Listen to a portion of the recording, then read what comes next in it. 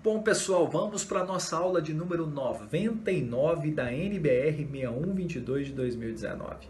Vamos iniciar hoje o anexo K, estaca raiz. Vem comigo! Bom, pessoal, vamos para a nossa aula de número 99 da NBR 6122 de 2019. Meu nome é Christian Porcino, estamos aí trabalhando, né, essa norma NBR 6122, caminhando agora para um novo anexo, né? Esse anexo K, né? Tá falando aula 2, mas é a primeira aula, né? A primeira aula dessa parte, né? Que é exatamente a parte do anexo K, estaca tipo raiz, procedimentos executivos. Forte na teoria, forte na hora de resolver problemas. Isso aí já deve estar cravado na nossa mente, né, pessoal? O objetivo desse anexo, tal como os demais anexos, é complementar o capítulo 8 de Fundações Profundas, especificar o insumo para utilização na estaca raiz, detalhar a diretriz construtiva. Tá? Características gerais desse tipo de estaca, né, pessoal? Aqui algumas fotos mostrando a execução, né? A estaca raiz é uma estaca moldada em loco, em que a perfuração é revestida integralmente. Então, eu revisto toda a perfuração em solo por meio de segmentos de tubos metálicos, que é o que a gente chama de revestimento. Quando a gente vai falar de revestimento, são esses tubos metálicos de 1 metro a 1,5 metro, né? São as peças desse tubo, né? As seções, né? Os trechos, os segmentos, né? Desse tubo metálico, que vão sendo rosqueados à medida que a gente avança com a perfuração. À medida que a perfuração é executada, a gente vai rosqueando esses tubos de 1 metro a 1,5 metro, e eles são realmente executados de forma a revestir a parte de solo da escavação. Por quê, pessoal? Esse revestimento ele é recuperado, né? A gente recupera o revestimento no final da execução para usar em outras escavações. A gente insiste aqui que o revestimento é feito na parte de solo, vocês vão ver umas pequenas diferenças quando a gente executa em rocha, né?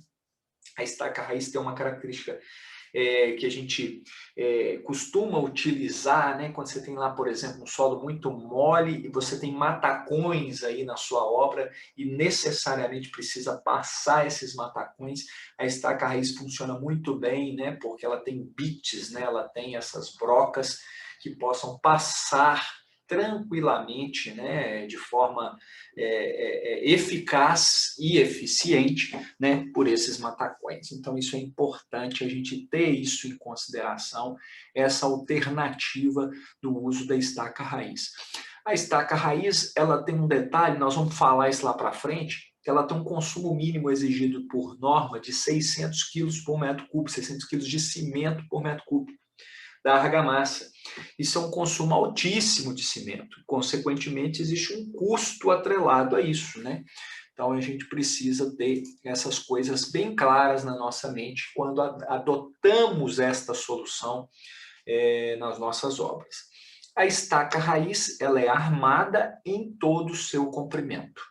E a perfuração é preenchida com uma argamassa de cimento e areia. Então, a norma já nos mostra que essa argamassa é cimento e areia, que vai preencher o comprimento. Ela é armada em todo o seu comprimento, então é exigido que ela seja armada em todo o seu comprimento, seja em solo, seja em rocha, em todo o seu comprimento. E a perfuração ela é preenchida com uma argamassa de cimento e areia. Tá? Aqui uma lada-roca, né? Só para a gente ter uma noção, né? Uma tabela de consumo estaca raiz aqui, é só para a gente realmente ter uma noção. Né? Isso não é para a gente pegar e usar, né? Exatamente porque existem realmente existem especificidades em cada local, em cada obra, em cada situação, para esse traço, né? Isso é importante aqui, é só um exemplos, né? Para a gente ter uma simples consulta, uma noção, né? Porque quem vai definir a ferragem é o projetista, quem vai definir qual que é a carga que suporta, claro, isso é orientativo aqui para você depois fazer o seu projeto e a sua o seu traço, né? Então aqui é uma questão orientativa usada aqui, buscado na internet, para a gente ter uma noção das coisas aqui, né? Qual é o estribo que eu uso em cada um desses diâmetros aqui. Aqui, por exemplo, né, esse aqui é um exemplo, né, diâmetros de 160 milímetros, 200, 250, 310, 400, 450 e 500. Eu tenho alguns exemplos aqui de estaca raiz nos seus diâmetros, né? E tem as cargas aqui, que são cargas estruturais, tá, pessoal? Quando a gente olha em catálogo, eu já falei sobre a pré-moldada, vou repetir aqui, o catálogo mostra a carga estrutural, né, a carga de suporte estrutural, porque a geotécnica vai depender do perfil de solo que nós temos lá, vai depender da profundidade, vai depender, né, de questões de atrito lateral e ponta, vai depender de muitas informações, que é o dimensionamento geotécnico da fundação, né? Então, isso, porque eu tenho um diâmetro 35 toneladas, depende aonde que eu estou colocando essa estaca e o comprimento que eu estou usando para ela suportar geotecnicamente o que ela suporta estruturalmente. Evidentemente, quanto mais próximo ao estrutural eu tenho geotécnico, eu estou aproveitando melhor a minha estaca. Não sei se você entende o que eu estou querendo dizer. Por exemplo, se geotecnicamente uma estaca de 35 estrutural está inserida para uma carga de 5 no geotécnico, como se eu estivesse desperdiçando material, né?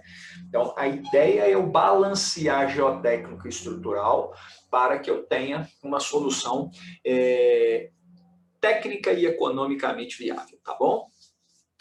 Eu tenho revestimento externo, né, 141 milímetros, e eu tenho revestimento interno de 123. Então, para cada uma dessas estacas aqui, né, se a gente olhar essas primeiras 4 colunas, eu tenho uma resistência, uma carga estrutural daquela peça, daquela seção, ela suporta estruturalmente com essa armadura que está lá na frente ali, né? 4 Φ de 16, C de 16 de 16, 6 de 20, 6 de 25, dependendo do diâmetro aqui, e os estribos, né? Ela suporta essa carga, né? Aqui, gente, é uma questão mais de orientação, uma simples consulta, porque consumo linear por metro de estaca, isso a gente, para a gente ter uma ideia de como é que é isso aqui, para a gente fazer um orçamento, uma continha de padeiro, né? E não é para a gente pensar que isso é um traço, né? Tal como está mostrando lá embaixo, né? Esse traço deve ser estudado, analisado, verificado, né? De forma mais criteriosa para a sua obra, né? Aqui é uma noção acadêmica, uma noção para você, como engenheiro, saber para onde você está partindo, né? Para você realmente ter onde consultar, onde na sua mente ter algo para comparar quando aparecer para você outras informações mais bem detalhadas, né? E isso é importante. A gente, como engenheiro, nós precisamos ter essa noção clara do que aonde a gente está pisando, para eu comparar, porque senão o que vier para mim eu aceito, porque eu não sei com o que eu tenho que comparar, eu não tenho uma noção, um feeling a respeito disso. Então isso é muito importante para nós como engenheiros, ter esse feeling para a gente falar, ó, beleza, mas deu a mais aqui, por quê? Pelo menos para perguntar, mas deu a mais por quê? Mas por que você está perguntando que é a mais? Não é só aqueles caras que falam, essa fundação está grande demais, hein? Enorme! Mas a partir de onde que você está comparando? Eu estou comparando com a obra ali. Mas a carga lá é muito menor, né? O solo lá é diferente. Então, assim, nós temos que ter inteligência, aí tem que ter sabedoria, calma, para receber a crítica e saber responder ela tecnicamente. Não seja pessoal, não leve para o lado pessoal. Apesar que tem pessoas aí que a gente até leva para o lado pessoal, que a pessoa está querendo te complicar, mas não, nós estamos falando de técnico. Nós somos engenheiros e engenheiras e profissionais da engenharia e buscamos literalmente a resposta técnica. É isso que nós temos que ter, discussões técnicas, não pessoais, discussões técnicas embasadas em teorias consagradas para que nós tenhamos argumentos fortes, teoria forte, para ser forte na hora de resolver problemas, né? Isso a gente insiste, né? Insiste nessa história. Posso usar 4 FII de 16 na de 160? Posso, mas eu vou verificar estruturalmente na minha memória. Sua memória, né, só vai adotar do segundo catálogo. Não, não, não, não, não, não. Pode usar 4, strip de 5 e outra coisa, 5 a cada quanto? Né? 5 a cada 15, a cada 20, a cada 10? Isso tem que ser uma informação estrutural. É a parte lá, lembra da treta lá no início dos nossos bate-papos aqui. É exatamente essa história do geotécnico e do estrutural. Os dois são fundamentais para a fundação, os dois são importantíssimos para a fundação e nós precisamos tomar esse cuidado, esse critério. Lembrando, essa tabela não é da norma, é uma tabela que foi retirada da internet, lá da Roca, é uma tabela para a gente ter como forma de consultar, é uma tabela, e várias outras existem na internet, tem outras de outros profissionais. O que eu quero dizer com esse exemplo aí é que a gente precisa ter noção de onde a gente está pisando. A gente precisa ter noção do que a gente está fazendo. A gente precisa ter noção do que eu estou trabalhando. Isso é muito importante. Tá? Outra figurinha aqui que nos mostra o processo de perfuração, né? O processo de execução da estaca raiz. Em resumo, né? Ele pode ser dividido em 3 etapas, né? Bem macro aqui, né? É o processo de perfuração com revestimento. Lembra que foi dito que o tempo todo, né? Nos foi dito que esse revestimento ele deve ser por toda a estaca, né? Na parte do solo, né? Então eu tenho essa perfuração é executada até a cota prevista em projeto, né?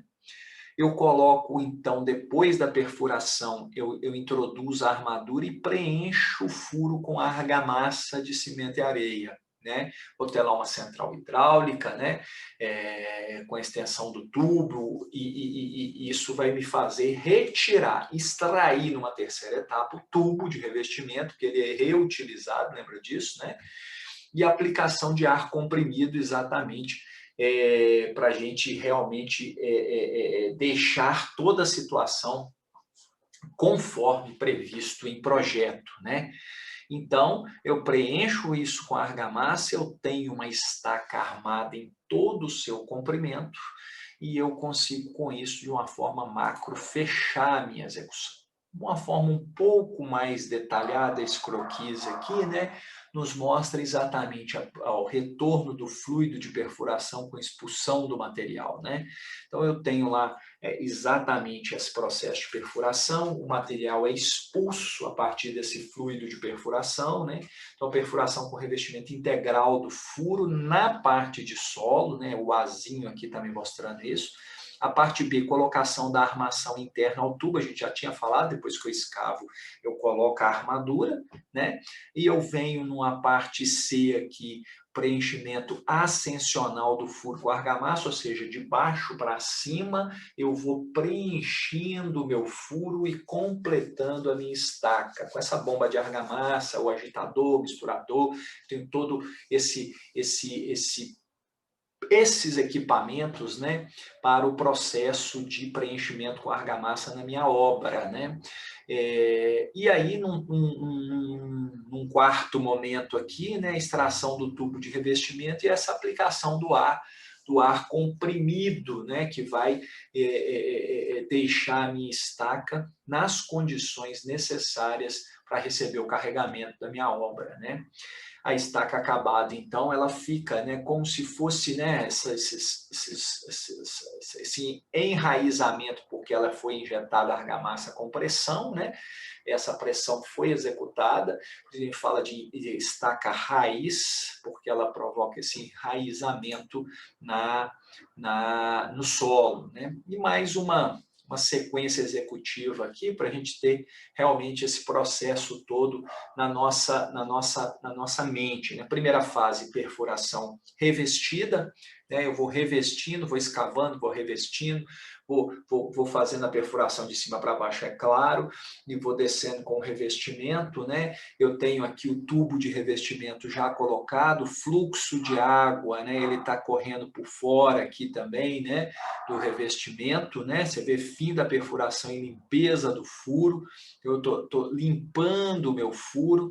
Então, aqui numa terceira fase, eu instalo a minha armadura, que deve ser exatamente em todo o furo, a armadura é integral, a estaca é armada integralmente.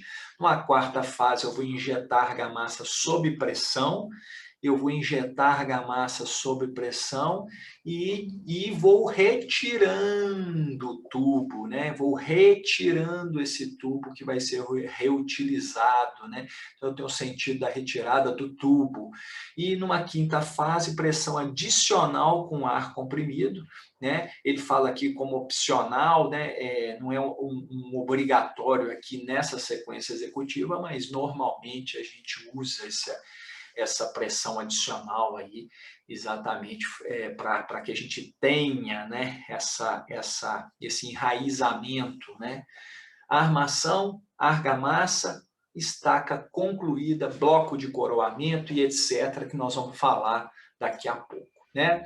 Então, temos algumas fotos aí caracterizando uma obra em estaca raiz, mostrando aqui os tubos de revestimento, né? Você está vendo aqui os tubos que são inseridos, são tubos rosqueáveis, né? Estão vendo aqui a rosca aqui na ponta, ele vai rosqueando macho e fêmea aqui e vai executando o processo de perfuração da estaca raiz. Aqui uma alternativa, né? A gente pode fazer o muro de estacas raízes, né? Vamos falar assim, né? Aqui mostrando uma alternativa disso, de executando o muro com estaca raiz e ainda atirantando, né? Você vai fazendo um conjunto de solução utilizando esse aspecto, uma contenção atirantada executada com estacas tipo raiz, né?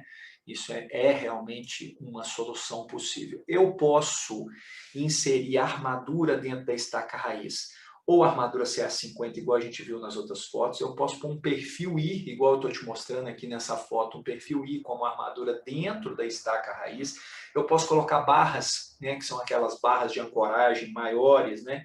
Eu posso executar com barra centralizada maior, dependendo dos esforços, né? Eu posso centralizar a barra. Então, eu tenho algumas alternativas, dependendo claramente do modelo que eu estou propondo na hora de calcular. Então, se a minha teoria é forte, eu tenho como resolver meus problemas, mas eu tenho que ter uma referência técnica em literatura consagrada, em modelos consagrados, enfatizando os critérios cuidadosos dessa execução. Aqui está mostrando, né, pessoal, à medida que a gente vai executando o preenchimento com a argamassa, a gente tem essa expulsão da argamassa lá em cima, né? E a gente vai pressionando a argamassa, inserindo essa argamassa de cimento e areia, e essa argamassa vai sendo expulsa lá em cima, né? E, evidentemente, nós vamos deixando ela ser expulsa até a gente visualizar realmente uma argamassa de boa qualidade para a gente terminar o procedimento de preenchimento com argamassa, né? Aqui a execução de estaca raiz para fundação de aerogeradores, né? Aqueles aerogeradores, né? Aqueles cataventos grandões, né? A gente fala catavento de uma forma linguajar até chulo, né? Um linguajar não técnico, não diria chulo, já não técnico, né? Mas que são os aerogeradores, né? Que têm lá suas pás que vão girando e vão produzindo energia. Aquelas bases, pessoal, aqui está mostrando em Caetité, na Bahia, aquelas bases que podem ser em fundação direta, também pode ser aquelas bases gigantescas, que tem um monte de chumbador ali, né, de 80, 90, 100 chumbadores ali, chumbadores grandes, né? A gente pode também fazer fundação profunda e executar em estaca raiz, né? Pode até ancorar na rocha para ter realmente uma resistência ao tombamento, porque o momento na base é muito grande, né? Você imagina aquela altura, os esforços, né? Isso gera um momento muito grande, né? Um momento que tomba, né, aquilo, e precisa ter essa contrapartida do binário, né? Tração compressão, e aí nós temos as estacas para trabalhar nisso aí. Aqui um exemplo, né?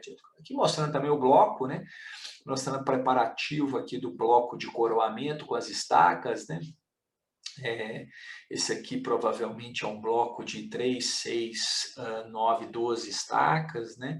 E aqui tudo preparadinho para receber o bloco de coroamento, estão preparando, né? Esse arrasamento já foi preparado aqui, né? Exatamente prevendo essa execução do bloco de coroamento das estacas, né? Então aqui você vê, né, que aqui o cara fez lá um concreto magro aqui bem feito, né, exatamente para preparar essa transferência do bloco de coroamento ali de uma forma perpendicular, de uma forma que tenha realmente essa distribuição de esforço bem feita, né, lembrando lá atrás que esse concreto magro é obrigatório, né, concreto de regularização, né? Ele é obrigatório, né? A gente às vezes em rocha acha que é menos, que a gente pode aproveitar a rocha, na verdade ele é maior, ele é no mínimo 5, pode chegar a mais, às vezes o cara põe 5 no máximo e chega a menos porque é rocha, e na verdade a norma fala diferente, fala o contrário. Só recordando, olha para as aulas lá para trás, lá, né? Perfuração. K3, perfuração, né? O que seria, né, essa parte da perfuração segundo a norma, né? Aqui eu olho com critério, isso aqui, essa figura não é da norma, tá? Mas é só para você ver mais ou menos quando a gente fala que o revestimento na rocha é menor, né? O que acontece? O solo, você tem literalmente, né, um diâmetro maior da estaca aqui, né, até para parar com o revestimento aqui, né, você executa, e aqui, né, tá vendo o diâmetro do bits, e aqui o diâmetro da estaca, né, e aqui o diâmetro do estribo, né, só em comparação. Evidentemente, o diâmetro do estribo tem que ser menor do que o do bits, porque essa armadura está vindo lá de cima. A estaca é armada integralmente, estaca raiz é armada integralmente. Então, você vê que aqui tem um cobrimento menor em rocha, maior em solo, né? Então, você vê exatamente essa diferença, né, de diâmetro nessa execução da estaca raiz, né? Então, uma estaca injetada, uma estaca em solo e rocha, mostrando aqui um corte genérico para a gente entender. Agora, o que a norma NBR 6122/2019 fala na perfuração? E ela fala lá no item K31, a perfuração em solo. A perfuração do solo é executada por meio da rotação imposta por uma perfuratriz rotativa ou rotopercussiva, né? Então é por rotação imposta ao revestimento, tá? Então nós vamos executando, impondo isso ao revestimento, que desce com o uso de circulação direta de água injetada com pressão pelo seu interior. Então, a gente injeta a água, rotaciona, injeta no interior sob pressão. Pode-se, ou seja, é uma sugestão, né? Pode-se adicionar polímero, sendo vetado o uso de lama betonítica. Então, eu posso usar polímero ou não, mas lama betonítica eu não posso usar. A norma me proíbe o uso da lama betonítica nesses casos do solo, tá? Nesse caso de estaca raiz, tá bom? A água usada na perfuração deve ser limpa, podendo ser utilizada água de reuso. Então, eu posso reusá-la, né? Mas ela tem que estar limpa. Inclusive, água reciclada proveniente da perfuração. Beleza, vou uso a água, reciclo a água e retorno, desde que obedeça os seguintes parâmetros. Então, eu posso usar água de reuso, eu posso usar água proveniente da perfuração, mas ela tem que obedecer a alguns parâmetros que devem ser, obviamente, verificados, né, pessoal? A gente tem que verificar esse parâmetro. Senão, não faz sentido a norma estar falando isso para nós. Então, o controle de qualidade da minha execução é verificar esses parâmetros, né, na água, né? pH da água entre 7 e 11, que a gente mede pelo medidor de pH, densidade menor do que 1,05 gramas por centímetro cúbico, né? Eu verifico isso a partir do densímetro, tá? Teor de areia menor do que 3%, eu vou olhar isso pelo Baroid Sand Content ou similar, né? E aí é importante a gente esses equipamentos na obra para a gente verificar esses teores, né? Então, tudo isso é fundamental. Para estacas de diâmetro acabado igual ou inferior a 250 milímetros, a bomba deve ter em sua curva características mínimas de vazão de 15 metros cúbicos por hora a pressão de 120 metros coluna d'água.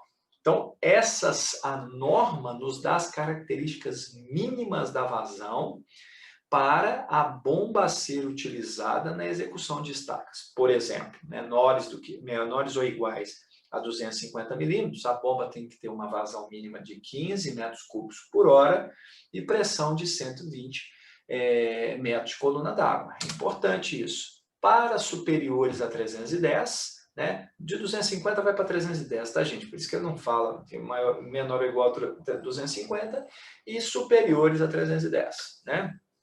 A bomba tem a curva com vazão mínima de 25 de água ao invés de 120, tá? Então tem essa diferenciação, tá bom? Quando ocorrem solos muito duros, isso pode acontecer, claro, ou muito compactos, compacto, duro, argila, compacto, areia, né? Pode-se, nós estamos falando de consistência dura e compacidade compacta, né? Consistência e compacidade, falando de geotecnia aqui, né? Pode-se executar pré-perfuração avançada por dentro do revestimento. Eu tenho uma pré-perfuração garantindo a minha execução. Eu pré-perfuro e depois executo propriamente a minha estaca raiz. Tá?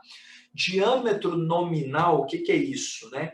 Qual é o diâmetro? O que é diâmetro nominal que a norma fala? Né? Diâmetro nominal é o diâmetro acabado, que serve como designação para o projeto de fundação.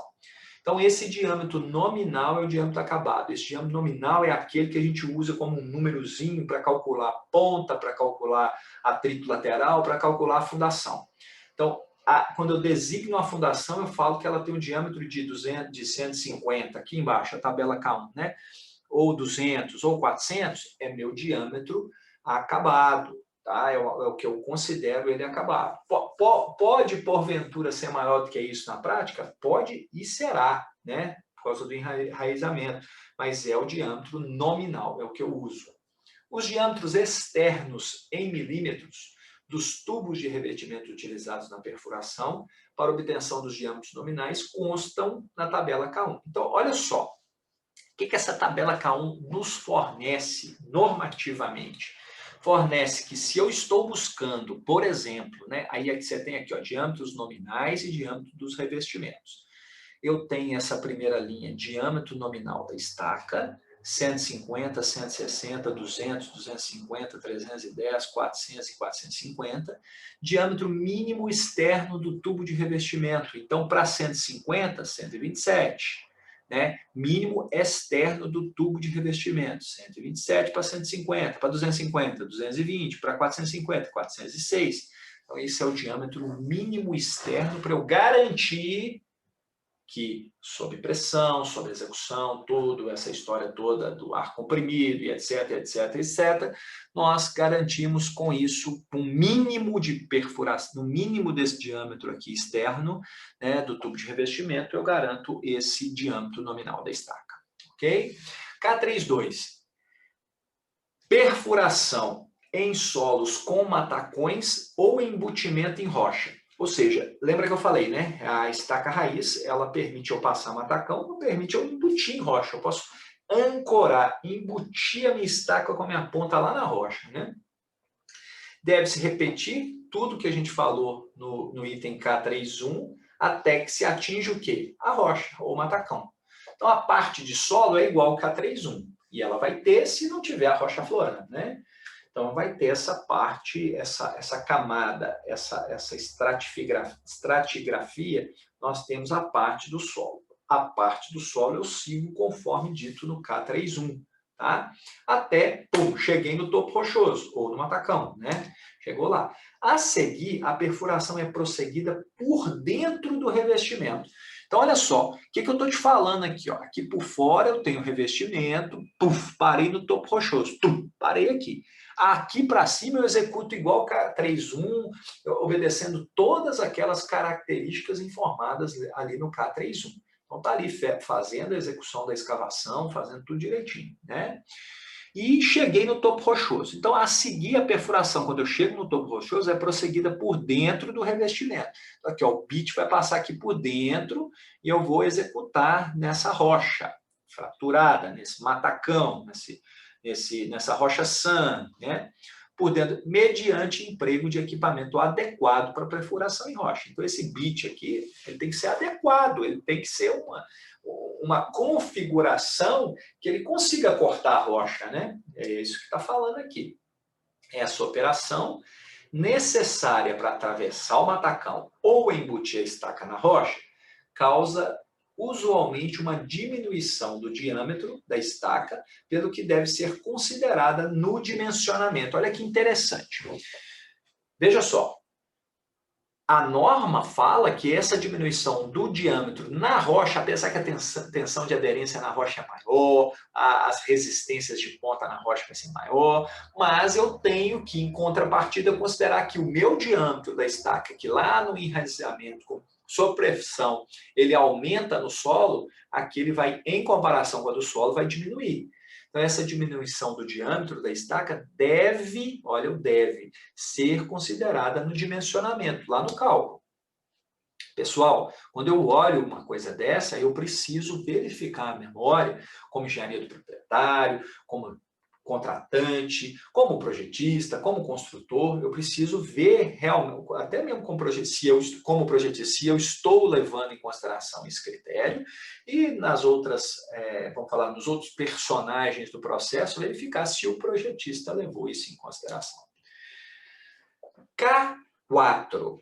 Limpeza e colocação da armadura. Lembra que eu escavei, aí eu escavei com revestimento, limpo e ponho a armadura. É esse o item, limpar e colocar a armadura. Tá?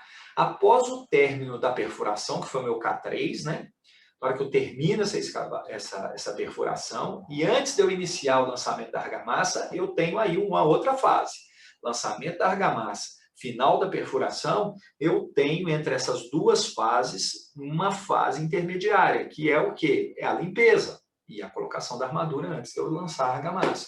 Então, assim, ó, após o término da perfuração e antes do início do lançamento da argamassa, limpa-se inteiramente o furo através da utilização da composição de lavagem e, posteriormente, procede-se a descida da armadura, que pode ser montada em feixe ou em gaiola, que é apoiada no fundo do furo. Lembra que essa armadura, em alguns casos, pode ser um perfil, pode ser uma barra, monobarra centralizada, isso vai depender do seu processo aí, tá bom?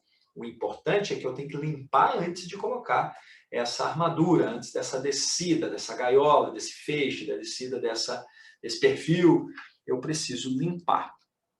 Então, aqui, quando a gente volta aqui para a sequência, o que ele está me falando, pessoal, é essa parte aqui, ó, fim da perfuração, acabei, aí eu limpo o furo e introduzo a argamassa. Nós estamos aqui nessa etapa, antes de começar a inserir a argamassa aqui dentro. Tá? K5, injeção de preenchimento, a injeção da argamassa. Tá vendo aí a foto? Olha que foto interessante. Ele vai injetando a argamassa no furo, na estaca, vai injetando, vai injetando, vai injetando, vai injetando, vai injetando, até preencher completamente a estaca e eu perceber a qualidade da argamassa ali. Vai sair, vai sujar, isso aí não tem como você só encher. Não é igual encher o copo. Vai ter que encher o copo e deixar ele derramar, né? Porque aquela parte inicial ascendente, né? A parte inicial lá, ela está vindo, poderá estar vindo, provavelmente está vindo com material sujo, material com problemas, né? O furo é preenchido com argamassa mediante o quê? Bomba de injeção, através de um tubo posicionado na ponta da estaca aqui, ó. Tá posicionado o tubo, a armadura já está lá, né? A gente já colocou na fase anterior, né? Que a gente viu em K4, essa armadura já está no local, eu já executei a perfuração, a limpeza, coloquei a armadura e agora inicia esse preenchimento com injeção a partir de bomba, através de um tubo posicionado aqui na ponta da estaca, que é o que a gente está vendo aqui, tá bom? E aí, que é o interessante, o preenchimento é feito de baixo para cima até a expulsão de toda a argamassa de circulação contida no interior do revestimento. Então, eu estou fazendo, essa argamassa está subindo até eu ter certeza da qualidade dessa situação, né? Dessa situação. Lembrando da tabela 4, né, pessoal? A estaca, essa argamassa, né? Então, vamos falar aqui, ó. Tem muita informação aqui, né? Muita informação. BCD é destaca raiz, tá vendo? Mas olha lá, tanto para a classe de agressividade ambiental 1, 2, 3 ou 4, o FCK da argamassa, lembra que lá, classe concreta, resistência característica da argamassa ou concreto, tá? 20 MPa. O gama C que a gente utiliza em estaca raiz é 1,4, a armadura mínima 0,4% da seção, é armado integralmente e está no anexo K, que é o anexo que a gente está estudando. O que é esse Bzinho, Czinho e Dzinho aqui em cima, gente? Ó, nesse tipo de estaca, o diâmetro a ser considerado no dimensionamento é o diâmetro externo do revestimento. Muito interessante isso aí, essa informação. Então, eu não estou considerando diâmetro nominal, eu não estou considerando diâmetro interno, eu estou considerando o diâmetro externo do revestimento. Então, essa é uma informação importante. O diâmetro externo do revestimento vai me informar, então, qual é o diâmetro a eu considerar, que eu deva considerar no meu dimensionamento. Informação importante. O espaçamento entre a face de barras deve ser de 1 diâmetro de barra. Então, entre face de barras, 1 diâmetro de barra. E, no mínimo, 20 milímetros. Então, aqui ele já me coloca aqui essa história, né? Espaçamento entre barras, ele veio aqui com concreto armado, né? Com informação de concreto, que é parecendo a aula lá de concreto, né? Detalhamento de peça, né? Fala, ó, espaçamento entre face de barras longitudinais, né? Deve ser longitudinais, tá, pessoal? Longitudinais. Deve ser 1 diâmetro da barra ou no mínimo 20 milímetros, tá? Então, se a barra é de 16, igual a gente viu lá naquela tabela da Roca, né? É no mínimo 2, não é só uma barra não, tá? Esse cuidado a gente tem que tomar. As taxas máximas de armadura são de 8% da área de concreto. Então, aqui é uma informação máxima, inclusive contando com trespasse, né, gente? Para diâmetros menores ou iguais a 310 e de 6% da área de concreto, essa é a máxima. A mínima é 0,4, está lá na tabela lá em cima. A mínima é 0,4. Aqui está falando da máxima, 6% para diâmetros iguais ou superiores a 400 milímetros. Então, ele aceita um percentual maior até 310 e acima de 400, ele igual ou superior a 400, ele permite só 6%. Tá? As taxas máximas devem ser verificadas na seção de maior concentração de aço, considerando, inclusive, as emendas por trespasse. Então, é isso que a gente está falando, porque às vezes o cara pensa só nas barras longitudinais, mas nas emendas eu tenho dobrado a armadura, e é ali que eu tenho que olhar, tá? Porque ali dobra a armadura, essa que é a seção que eu tenho que levar em consideração. Ou, para resolver esse problema, e é muito importante também, né? Não é só para resolver esse problema, a gente coloca, né, de forma alternada esses trespasses, né? Porque aí na mesma sessão você não está com todos os trespasses, né? Isso é importante também, para a gente tomar esse cuidado, é importante. Em situações críticas, o dimensionamento pode ser feito em função da área de aço, FYK maior ou igual a 500 MPa, a S área de aço, conforme a seguir. Aí ele dá um exemplo aqui, ó. Aí ele fala, ó, a S menor ou igual a 8% da área de concreto, o dimensionamento deve ser feito considerando a estaca trabalhando como pilar de concreto. É uma estrutura, né? A resistência da estaca é formada pela parcela do concreto e pela parcela do aço. Concreto armado, formado do material concreto e da parte de aço, né? Para S, a primeira é menor ou igual a 6%. Para S maior ou igual a 6%, o dimensionamento deve ser feito considerando que todo o esforço solicitante deve ser resistido apenas pelo aço da seção. Ou seja, maior do que 6%, nós temos, então, tudo ali trabalhando como aço. Claro que é de 6 a 8, porque o 8 é o limite, né? Mas isso vai depender do diâmetro da estaca, né? Considerando que todo o esforço solicitante deve ser revestido apenas pelo aço da seção da estaca. A parcela resistente concreta é desprezada. Então, eu tenho lá meu limite de 6% para eu olhar isso. Lembrando que mais de 6% em estacas com diâmetro superior a 400 não pode. Então, a parte de baixo não vale para estacas maiores, né? Então, esse cuidado nós temos que tomar um cuidado assim, grande, né? Aí fala que argamassa, calda de cimento, né? Lá dentro ele fala cimento e areia, isso aqui gera uma discussão, né? uma dúvida, né? Quando ele fala assim, calda de cimento. Quando a gente entende calda de cimento, não é uma argamassa, né? E lá dentro ele fala, lá dentro do item, né? Fora dessa tabela aqui, no próprio item executivo, ele fala argamassa de cimento e areia, né? K6, retirada do revestimento. Então, agora tem o processo de retirada. Lembra que o último processo nosso foi injeção. Até a injeção, o revestimento está lá. E agora, nós vamos fazer a retirada. Então, após o preenchimento do furo, retirada, a argamassa fluiu lá para cima, é feita a retirada do revestimento. Então, aqui está mostrando aqui essa retirada do revestimento após o preenchimento do furo, né?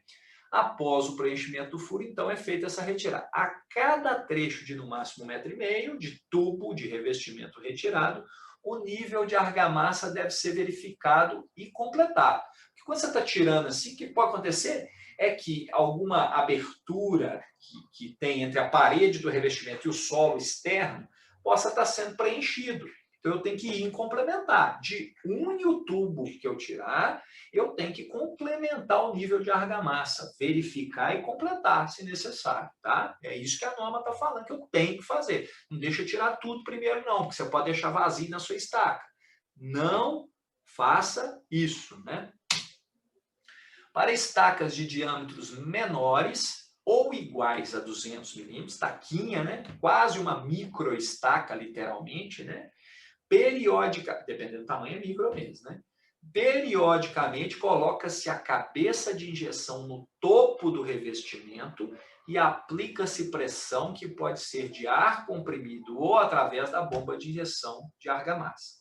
Então, para estacas de diâmetros menores ou igual a 200, periodicamente, eu tenho que ter um procedimento me mostrando que eu estou fazendo isso.